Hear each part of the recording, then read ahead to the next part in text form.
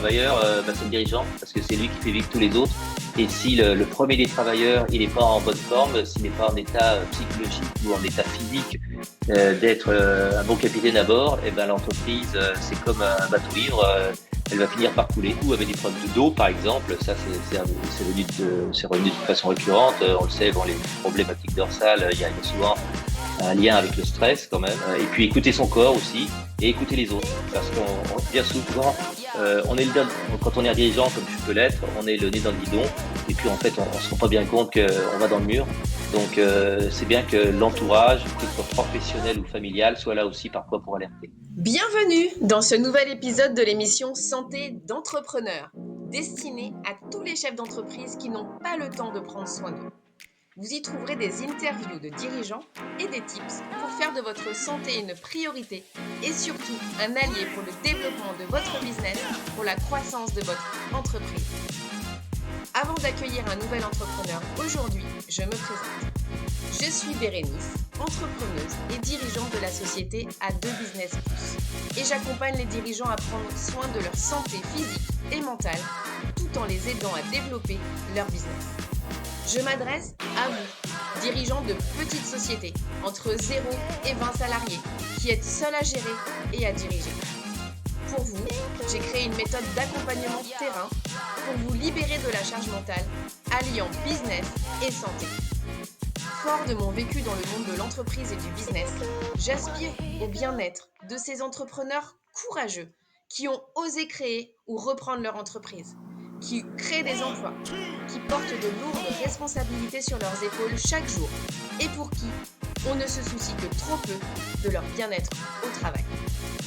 J'ai soif de partager avec vous des témoignages de dirigeants qui ont décidé de faire de leur santé une priorité et qui ont compris l'impact positif sur le développement de leur entreprise et par ricochet sur le bien-être de leurs collaborateurs.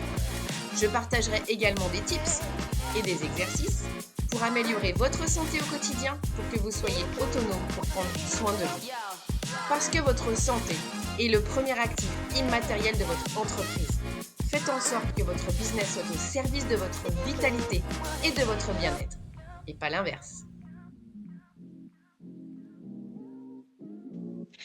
Eh bien, bonjour à tous et ravi aujourd'hui d'accueillir sur le podcast Santé d'entrepreneur Pascal Auclair.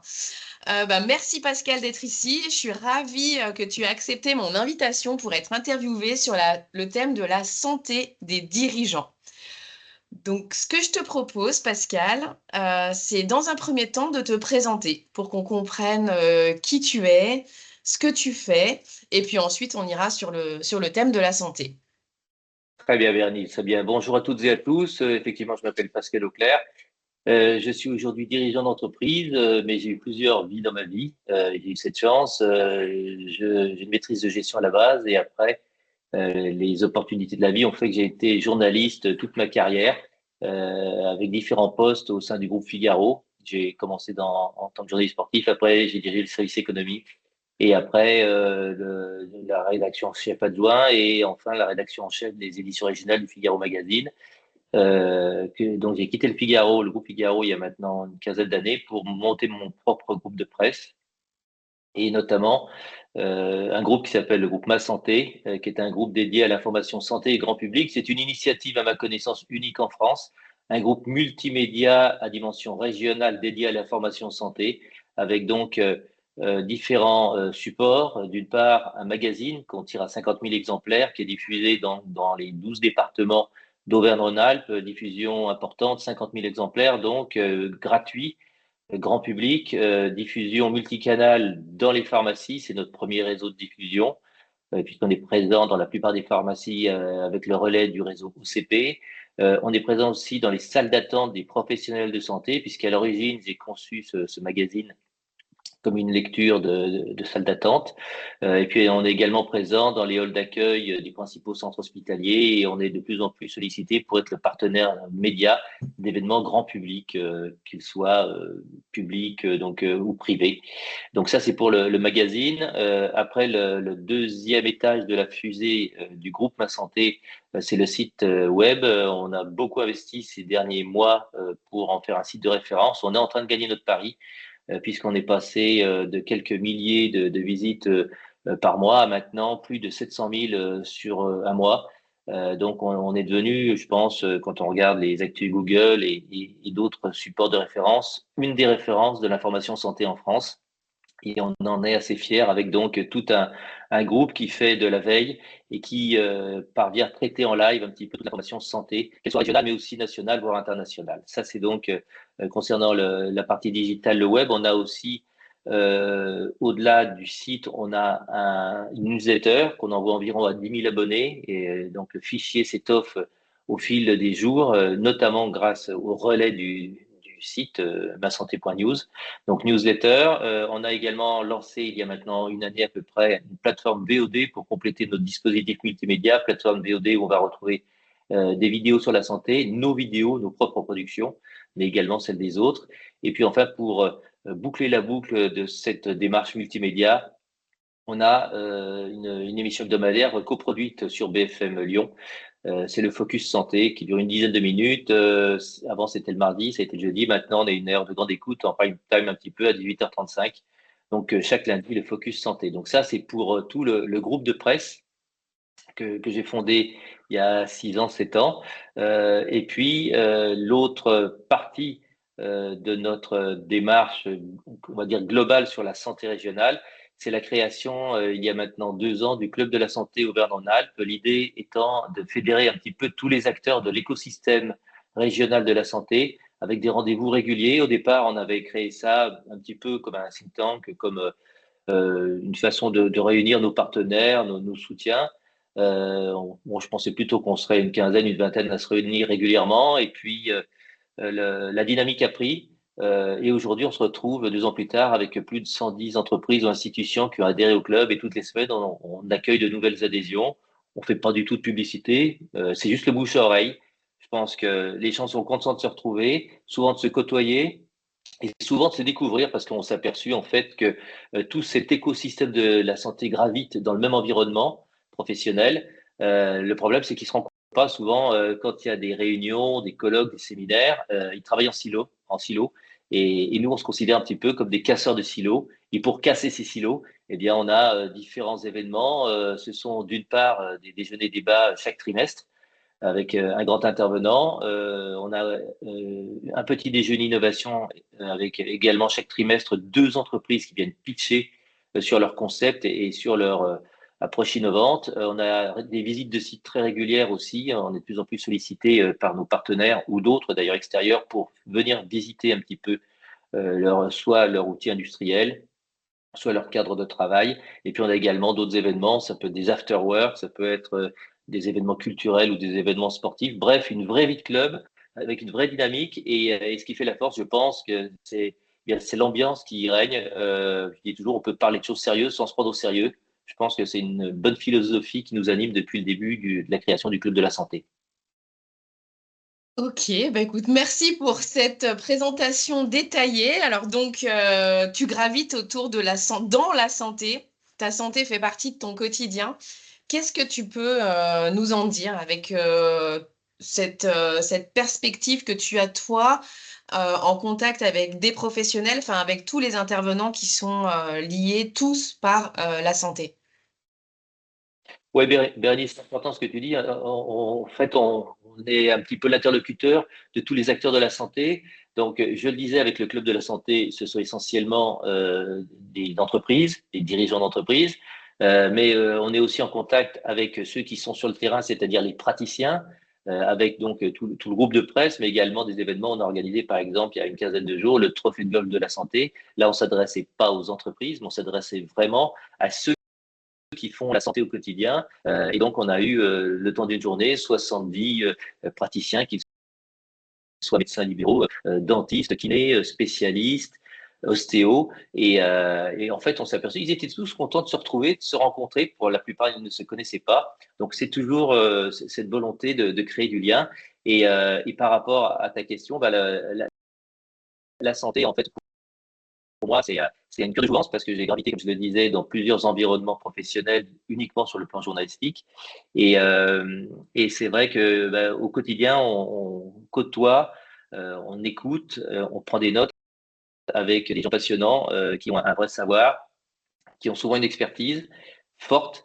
Et justement, nous, toute notre démarche et le défi qu'on peut avoir, c'est de vulgariser cette expertise, parce que bien souvent, ils sont un petit peu dans leur bulle, ils emploient souvent des termes que même nous, parfois, on ne comprend pas. Et nous, le but d'émission, c'est de vulgariser cette information, c'est de la rendre accessible à tous les publics. Et c'est ce qu'on fait notamment avec tous les supports du groupe Ma Santé, je le disais, que ce soit le magazine, que ce soit le site ou la newsletter.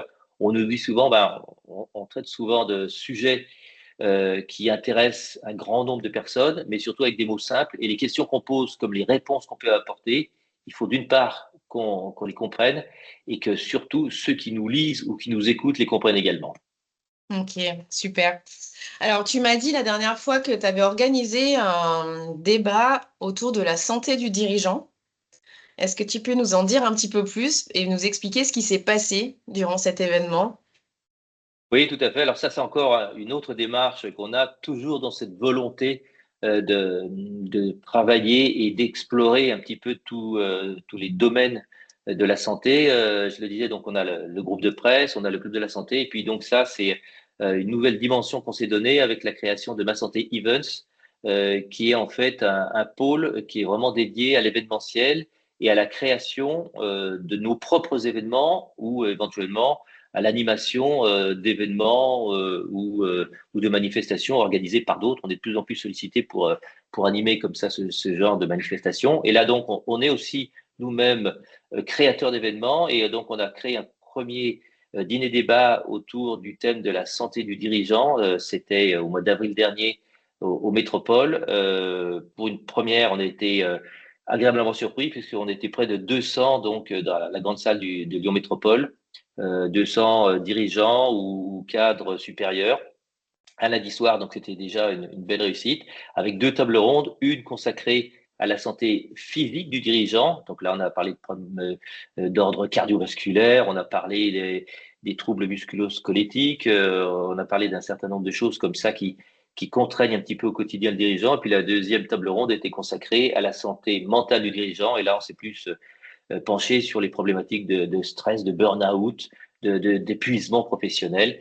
Bref, 2 tables rondes qui duraient chacune 45 minutes à peu près, avec sur chaque table ronde 5 ou 6 experts qui ont pu comme ça faire partager leur savoir. Et l'assistance était très à l'écoute. Donc c'est un signe que le sujet était intéressant et qu'il a été bien abordé. Donc c'est une belle réussite. Et à la lumière de cette première réussite, on est en train de travailler sur un deuxième événement qui aura lieu le 27 novembre, un prochain dîner-débat. Donc ça, je peux l'annoncer parce que maintenant c'est officiel. Et donc la thématique, ce sera la santé de la femme en entreprise. Donc là aussi, on est sur une problématique en plein dans l'actualité. On a à peine commencé de parler du sujet qu'on a déjà beaucoup de retours et beaucoup d'entreprises qui souhaitent adhérer et s'associer à l'initiative.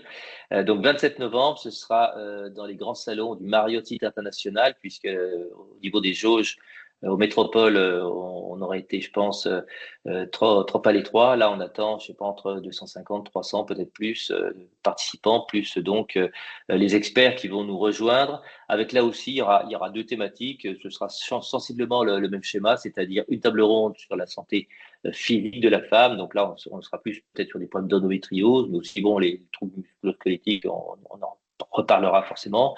Et puis sur les problématiques de santé mentale. Avec là aussi, il y aura les problèmes d'épuisement, il y aura les problèmes de burn-out, il y aura peut-être les problèmes de harcèlement également qui sont assez présents dans l'entreprise. Donc voilà, donc 27 novembre au Marriott Site International, ce dîner débat consacré à la santé de la femme en entreprise. Ok. Alors, qu'est-ce que tu peux nous dire sur la santé, puisque dans ce podcast, on s'adresse justement aux dirigeants, à ces dirigeants qui portent beaucoup de choses sur leurs épaules, qui sont souvent qui ont une petite structure, hein, en tout cas, c'est vraiment la destination de ce podcast. Et qu'est-ce que tu pourrais dire sur la santé de ces dirigeants-là, dans ce que tu as entendu, dans ce que tu as organisé, dans ce que tu as vu, dans les débats qu'il y a eu, dans les questions peut-être qui ont été posées aussi par les personnes présentes à cet événement, pour éclairer un peu avec ton point de vue? Déjà, ce que je peux dire, c'est un constat, c'est-à-dire qu'on parle souvent de la santé du salarié, mais bien souvent, la santé du dirigeant elle est occultée. Moi, j'écoute souvent les syndicats qui nous parlent des travailleuses et des travailleurs. Pour moi, le premier travailleur, c'est le dirigeant, parce que c'est lui qui fait vivre tous les autres.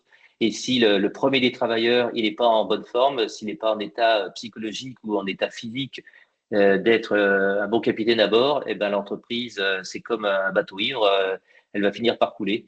Donc, il faut parler, il faut traiter, il faut s'intéresser à la santé du dirigeant parce que c'est fondamental tout simplement pour notre économie et pour toutes ces PME, ces TPE, ces ETI qui, comme ça, au quotidien, ont besoin alors d'un encadrement supérieur de haut niveau et impliqué, mais également la première strate, c'est le dirigeant en lui-même qui doit impulser. Et pour bien impulser, pour donner du souffle dans les voiles du bateau, il faut être en bonne forme.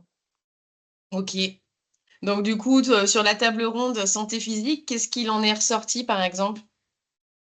Il en est ressorti que alors beaucoup avaient des problèmes de dos, par exemple. Ça, c'est revenu de façon récurrente. On le sait, bon, les problématiques dorsales, il y a souvent un lien avec le stress quand même. Hein. Et puis après, il y a les problèmes aussi liés aux troubles du sommeil, par exemple. Bon, les problèmes cardiaques, ça c'est évident parce que là aussi, le stress a un impact sur les maladies cardiovasculaires. Donc on s'aperçoit que toutes les pathologies qu'on peut trouver chez le salarié, elles sont à la limite, elles sont décuplées chez le dirigeant. Ok. Et quelles sont les préconisations qui ont été faites par les professionnels sur cette table ronde? Alors, la première préconisation, et on a fait découvrir ce concept à beaucoup, c'est de faire un check-up de dirigeants. C'est-à-dire qu'on avait parmi nos partenaires la protestante, la clinique protestante de Lyon, qui est venue expliquer. Ils sont pas les seuls, hein, d'ailleurs. Il y a Salut Saint-Joseph et il y a d'autres établissements comme ça sur la région qui font ça. Et ils proposent donc en gros, c'est tous les 2 ans à peu près, de faire un check-up aux dirigeants et à l'encadrement supérieur. Et c'est vrai que ça a un coût quand même, puisque c'est pas pris forcément en charge par l'assurance maladie. Mais c'est un vrai plus. En gros, schématiquement, ça va être entre 800 et 1500 euros pour faire un check-up complet. Mais c'est vrai que c'est vraiment quelque chose que la plupart des dirigeants ne connaissaient pas. Et je sais que la protestante était très contente d'avoir pu faire découvrir son offre parce que depuis, il y a beaucoup de dirigeants qui sont venus s'inscrire ou inscrire leur encadrement pour ce check-up. Donc ça, c'est vraiment ça, c'est fondamental. Moi, ce que je dirais, c'est avant qu'il n'arrive un coup dur et avant que l'accident, qu'il soit cardiovasculaire ou autre, n'intervienne, il y a un certain nombre de choses ou de bonnes pratiques préventives qu'il faut mettre en place. Ce check-up, je pense, c'est une bonne façon effectivement de prévenir le coup dur à venir. Et puis il y a des choses toutes simples, hein. Par exemple, de faire une prise de sang une fois, idéalement une fois tous les ans, ou une fois tous les 2 ans. Déjà, moi je trouve que ça devrait presque être obligatoire, ça devrait être presque pris en charge systématiquement par l'assurance maladie parce que en termes de prévention, c'est quand même une bonne pratique.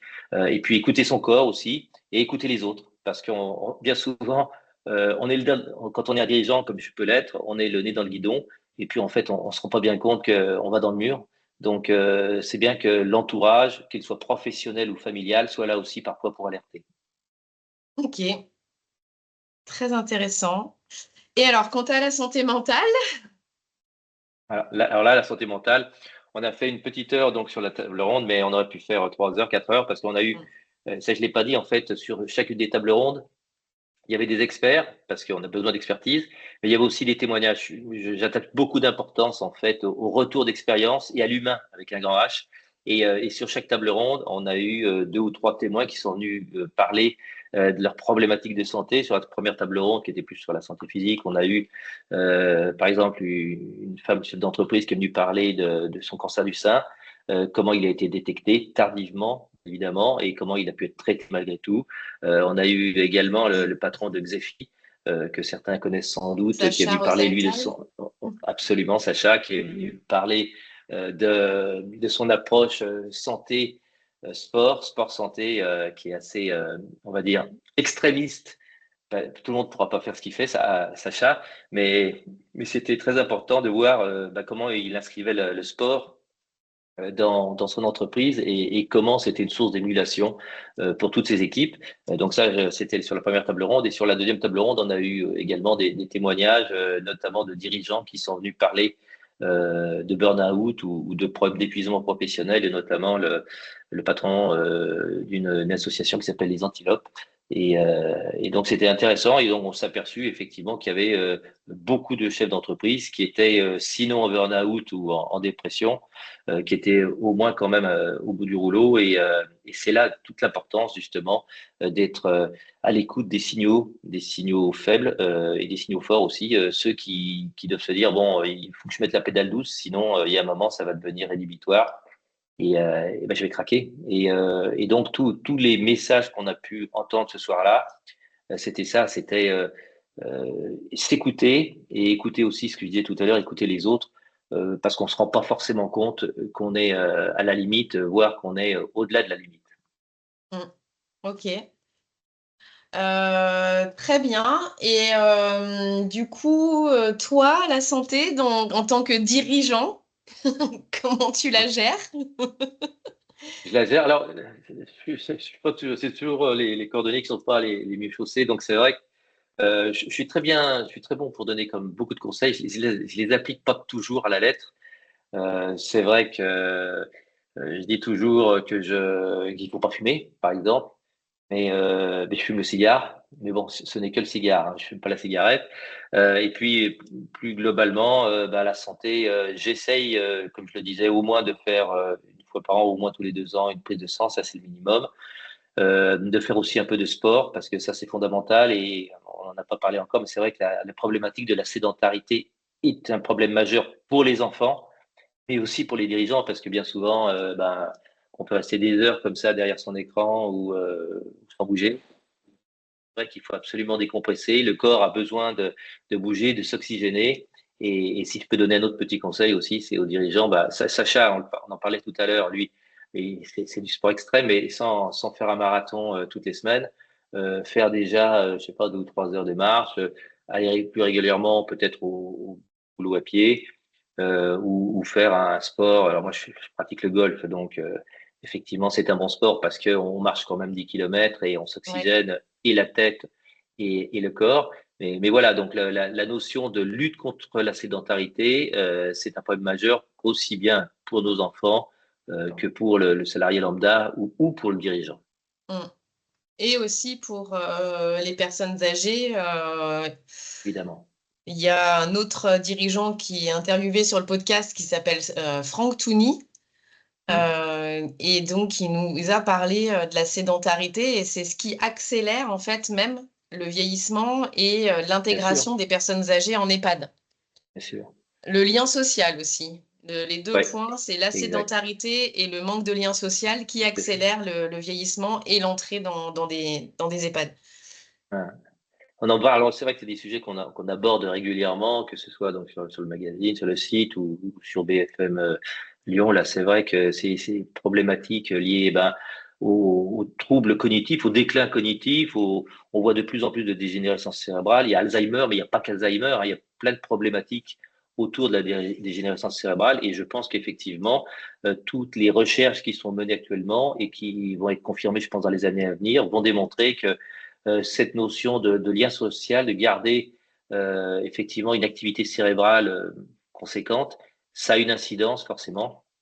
Pour moi, le cerveau, c'est un petit peu comme un muscle, hein. Bah, il faut le faire travailler, parce que moins on le fait travailler, bah, plus il sera molli. Et cette dégénérescence cérébrale, si évidemment c'est pas le seul facteur, je pense qu'elle est accélérée par ce manque et de lien social ou d'activités diverses et variées. Mm. Ouais.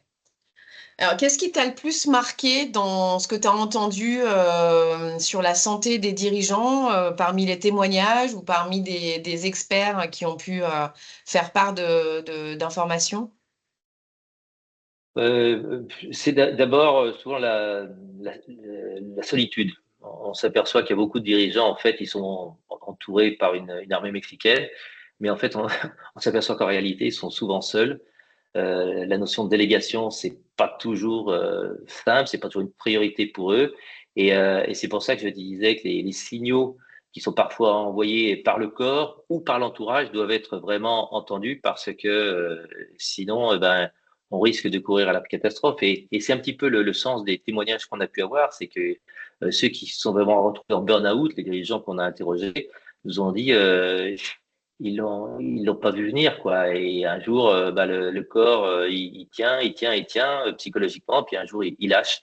Et quand il lâche, c'est un petit peu comme un élastique, c'est l'élastique qui casse pour le remettre en forme et pour qu'il retrouve de la souplesse, il faut du temps. Donc vraiment être à l'écoute, ne pas passer outre tous ces petits signes qui parfois peuvent paraître anodins, mais qui en réalité sont souvent essentiels. Et l'entourage pour ça doit vraiment jouer son rôle, hein, que ce soit, je le dis ou je le redis, que ce soit au niveau professionnel ou au niveau familial. Mmh. Et est-ce qu'ils ont expliqué ce qui les a amenés au burn-out? En fait, c'est très varié. Pour certains, c'est des problèmes dans l'entreprise. Effectivement, une entreprise qui va moins bien, des licenciements qui sont souvent mal vécus par le dirigeant parce que quelque part, c'est une forme d'échec. Mais c'est peut être aussi la, plusieurs aspects différents qui viennent comme une conjonction d'éléments négatifs. Ça peut être à la fois donc des problèmes avec l'encadrement supérieur, des tensions, mais souvent on dit souvent que les emmerdes volant d'escadrille, souvent c'est en lien avec des problèmes familiaux parce que la tension, le stress, les problématiques qu'on peut rencontrer dans l'entreprise, bien souvent, elles se répercutent indirectement au niveau familial parce que le dirigeant est plus irritable, il est plus stressé, il est moins à l'écoute, parfois il arrive plus tard. Et c'est là que souvent apparaissent les tensions au sein du couple et qui peuvent générer des séparations, des divorces. Et là, c'est l'engrenage infernal, problèmes familiaux plus problèmes professionnels. Il y a plus d'échappatoire et le dirigeant, il coule, il craque. Mmh. OK. Et est-ce que tu as l'information du temps qu'ils ont pu mettre pour se remettre en forme, Ouais, en selle? long, long. Tous nous disent que c'est long. C'est long, c'est un travail à faire sur soi-même. Là aussi, l'entourage est important. Donc, je le disais, s'il y a coordination de deux aspects, à la fois Mmh. professionnel et familial, c'est compliqué. Les enfants sont souvent importants dans ce cadre-là. Donc, soit l'entourage familial reste présent et c'est un appui, c'est un vrai pilier. Si ce pilier il s'est effondré, il faut trouver d'autres piliers. Ça peut être dans l'entourage amical, ça peut être aussi auprès d'autres professionnels de santé. Mais ce qui est sûr, c'est que enfin, tous ceux qu'on a rencontrés, ils rebondissent pas tout seuls, quoi. Il faut un soutien psychologique, que ce soit d'un praticien ou de son entourage. OK, mais quand tu dis long, c'est plusieurs mois ou C'est plusieurs si. années? Ah oui, oui, c'est plusieurs mois. Oui, oui, ceux qu'on a rencontrés, c'était minimum 3 mois et on était plutôt sur un laps de temps entre 6 mois et un an pour retrouver toutes ces facultés et cette Mmh. volonté d'aller de l'avant. Il y en a certains d'ailleurs qui nous ont dit, voilà, ils seront plus jamais comme avant, ils ne pourraient plus être dirigeants, donc il y en a certains qui sont en longue maladie. C'est un long parcours de soins, mais qui est indispensable si on veut espérer voir le bout du tunnel, quoi. Ouais. Et qu'est-ce qui se passe pour leur entreprise pendant ce temps? Ils trouvent des alternatives, bien souvent. Ça peut être du management de transition, dans certains cas. Ça peut être, si donc ça, c'est avec une option externe et sinon en interne, s'ils sont bien entourés, il va y avoir le DG adjoint ou un personne de l'encadrement supérieur qui a les compétences pour reprendre le flambeau, au moins provisoirement. Parce que dans ces cas-là, quand le dirigeant craque complètement, qu'il est vraiment burn-out, il est plus en état du tout de prendre la moindre décision. Donc, il faut quelqu'un quand même qui connaisse les dossiers. Alors, soit en interne, soit donc un manager de transition très compétent qui connaît déjà ce genre de situation et capable de prendre le relais assez rapidement. Ouais, donc ça veut dire que quand on est, une petite société voir un dirigeant tout seul, alors soit un solopreneur ou alors une toute petite TPE entre 5-20 salariés, qu'on est tout seul à diriger la boîte, là, il y a une grosse question sur la pérennité de l'entreprise. Carrément, puisque toutes ces TPE ou ces entreprises artisanales, elles reposent souvent sur très peu de compétences et souvent il y a un homme qui fait tourner l'entreprise et qui a vraiment le pilier fort. Et s'il n'est plus là, c'est vrai que c'est l'entreprise carrément qui peut se retrouver en difficulté. D'où la nécessité et l'importance surtout de ne pas arriver à une extrémité qui fait que le chef d'entreprise ou l'artisan, il n'est plus en état du tout d'exercer son métier et de diriger le bateau, quoi. Oui, et là, ils rentrent en dilemme entre le développement de leur chiffre d'affaires, voire même leur rémunération et leur santé. Oui, mais dans ces cas-là, ils se posent même plus la question. Ils sont plus en état, en fait, ceux qu'on a rencontrés, ils sont plus du tout en état de prendre conscience, en fait, de la situation. Ils sont out, quoi, complet, hein. C'est game over. Donc, dans Ouais. ces cas-là, soit on a préparé un petit peu en amont, effectivement, ce genre de situation, et d'où l'importance de déléguer, de bien s'entourer, soit on n'a pas du tout pris conscience de ce danger, et dans ces cas-là, c'est l'entreprise en elle-même qui se retrouve en difficulté et qui est à même de péricliter dans les mois qui suivent. Ouais. Après, voilà, la question bien s'entourer, déléguer, quand c'est une petite structure, c'est aussi une question que les dirigeants doivent se poser, qui n'est pas forcément innée ou instinctive, parce que quand on est tout seul, on n'a pas la structure pour déléguer, mais en même temps, c'est bien de pouvoir la mettre en place pour pouvoir prendre soin de soi, quoi. Oui, et puis il y a aussi les rapports qu'on peut avoir avec les clients, je pense. Effectivement, la confiance qu'on peut avoir. Certains nous disaient que bon, ils avaient reçu du soutien effectivement de leurs principaux clients, qui avaient gelé un petit peu leur activité ou qui avaient reporté certaines décisions compte tenu de la situation du dirigeant, mais c'est quand même relativement rare. C'est surtout donc en amont, au niveau de la prévention, qu'il faut vraiment insister pour ne pas arriver, justement, ne pas arriver à ce genre d'extrémité et mettre donc carrément en danger la vie et la pérennité de l'entreprise. Mm. Tu parles de prévention, là on est au mois d'octobre, et on est dans le mois de la prévention Mm. du cancer du sein. Mais je crois qu'effectivement, la prévention pour la santé du dirigeant, c'est aussi quelque chose que je partage avec toi et qui est une affaire de tous les jours, d'où la présence, enfin en tout cas l'existence du podcast Santé d'entrepreneur. Donc, en espérant que de nombreux chefs d'entreprise puissent profiter de tous les tips qui sont donnés et en particulier ceux que tu viens de délivrer. Donc, si tu avais quelque chose à dire, donc j'ai entendu quelque chose que tu as répété même 2 fois, c'est écouter les signaux Mm. faibles envoyés par son corps et par l'entourage. Ça, Tout c'est à vraiment fait. le, Tout à le, fait. C'est le ce qui est conseil que revenu en tu fait donnes, quoi. Ouais. dans les témoignages. Voilà, on croit toujours quand on est dirigeant, qu'on a un surhomme, que ça n'arrive qu'aux autres et en fait, ça peut arriver à soi. Mais quand ça arrive à soi, soit on est préparé. Alors si c'est des problèmes d'ordre purement physique, effectivement, il faut s'adresser aux bonnes personnes et la prévention est importante. Et si c'est des problèmes d'ordre psychologique, c'est effectivement euh, c'est via l'entourage professionnel, euh, familial ou amical, qu'on peut effectivement avoir conscience qu'il va y avoir difficulté majeure et qu'il faut réagir avant qu'il ne soit trop tard. Mhm. Le problème de la santé mentale, c'est que c'est invisible. Oui, invisible, souvent pour soi. Oui. Alors, disons, il y a quelques signaux quand même qui doivent alerter. C'est les problèmes de troubles du sommeil, par exemple.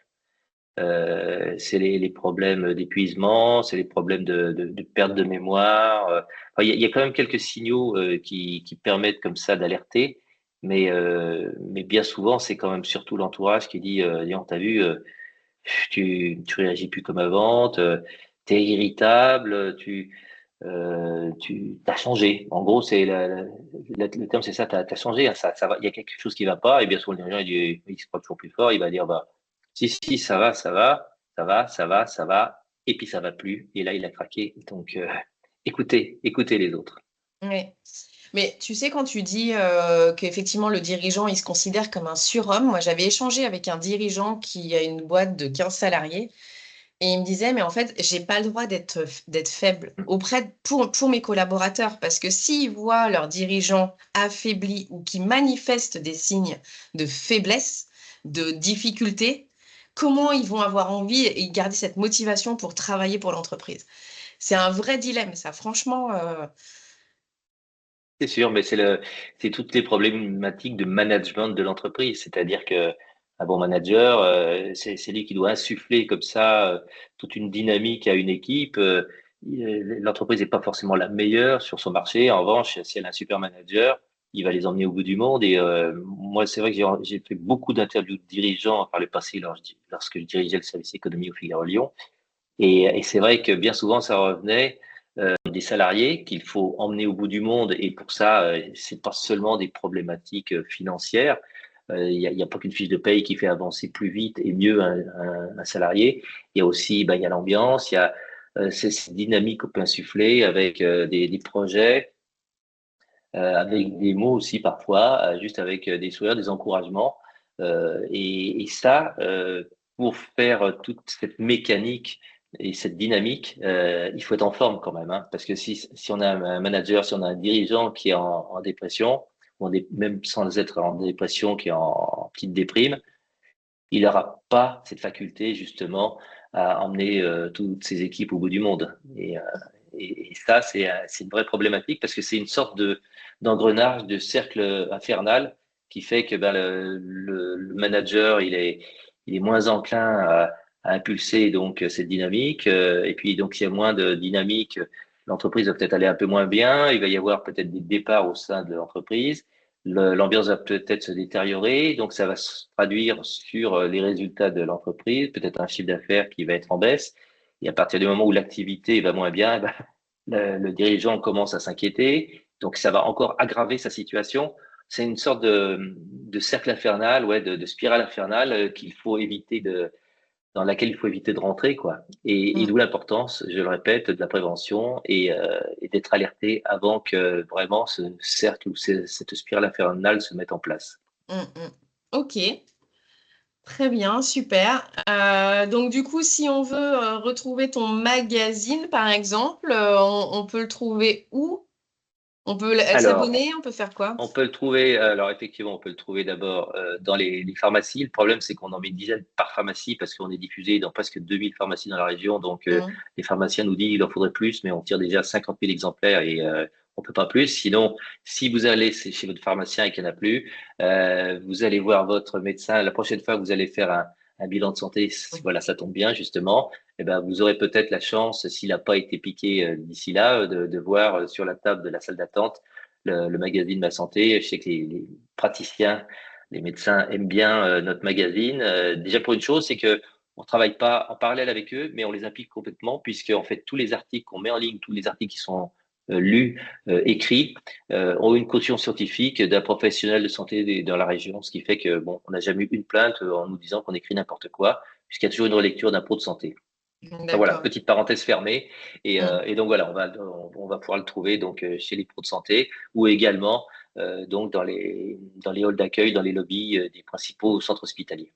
Ok, en tout cas, les Et puis articles, juste, oui, oui, Bernie, juste pour préciser aussi, oui, et on a surtout donc, maintenant le site effectivement ouais. mat-santé.news où là on a tous les jours toute l'actualité santé en live avec l'actualité nationale avec les épidémies internationales, mais également toutes les problématiques ou toutes les pathologies du quotidien que l'on va traiter, comme je le disais, avec des mots simples et des questions très claires. Ok. Bon, bah super. Bah écoute, merci. Est-ce que tu veux rajouter quelque chose? Euh, Non, si ce n'est que j'ai toujours plaisir à répondre aux questions qui concernent et mon métier de journaliste et mon approche de la santé, parce qu'il y a 6 ans ou 7 ans, je ne connaissais pas grand-chose dans la santé, je l'avoue bien humblement. quotidiennement, je m'instruis, je me passionne et j'écoute avec beaucoup d'intérêt tous les interlocuteurs que je peux rencontrer. On ne se connaissait pas encore, Bérénice. Les questions que tu m'as posées étaient fort pertinentes. J'espère surtout que j'ai appris quelque chose à toutes celles et ceux qui nous écoutent. En tous les cas, moi, je continue d'apprendre. J'ai dépassé la soixantaine et comme je l'ai dit toujours, ben, j'écoute toujours et je continue de me cultiver et de m'enrichir au contact des autres. Bah, super. En tout cas, merci beaucoup. Merci d'avoir répondu présent et d'avoir accepté de participer à ce podcast Santé d'entrepreneur.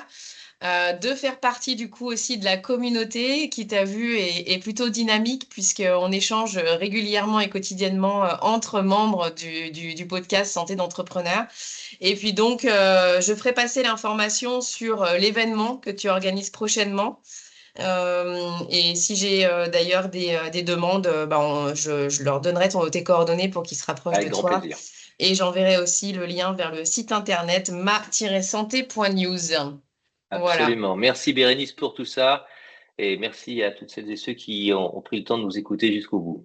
Ouais. Merci à toi. Je te souhaite une belle fin de À journée. bientôt. À Au revoir. bientôt. Eh bien, j'espère que cette interview vous a plu. Alors, si vous aussi, vous avez envie de témoigner sur votre expérience de vie et expliquer à tous ces dirigeants quel lien vous faites entre votre santé et le développement de votre chiffre d'affaires, ou si vous aussi, vous avez envie d'être accompagné pour développer votre chiffre d'affaires, votre business, en prenant soin de votre santé physique et mentale, vous pouvez me contacter soit via les réseaux sociaux et essentiellement sur LinkedIn à Bérénice Goldringer. Ma société, c'est A2 Business Plus. Vous la retrouverez aussi sur Internet. Je vous souhaite une très belle fin de journée et je vous dis au prochain épisode. À bientôt.